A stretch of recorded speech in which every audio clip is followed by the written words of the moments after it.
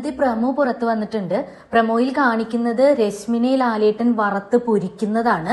രശ്മിൻ അന്ന് ജാസ്മിനെ കാണിച്ച ആ ഫിസിക്കൽ അസോൾട്ട് അത് തന്നെയാണ് സംഭവം. മുൻപ് സിജോയും റോക്കിയും തമ്മിൽ നടന്നിട്ടുള്ള ആ ഫിസിക്കൽ അസോൾട്ട് വളരെ കൃത്യമായി ബിഗ് ബോസ് ജനങ്ങളിലേക്ക് എത്തിച്ചിരുന്നു എങ്കിൽ ഇവിടെ രശ്മിൻ ജാസ്മിനെ യഥാർത്ഥത്തിൽ എന്താണ് ചെയ്തത് എന്ന് വളരെ കൃത്യമായി അവർ കാണിച്ചിട്ടില്ല. എനിക്ക് തോന്നുന്നു അത് സംപ്രേഷണ പരിമിതികൾക്ക് അപ്പുറത്തുള്ളതായത് കൊണ്ട് തന്നെയാണ് അത് നമ്മളെ ഒന്നും കാണിക്കാതിരുന്നത്.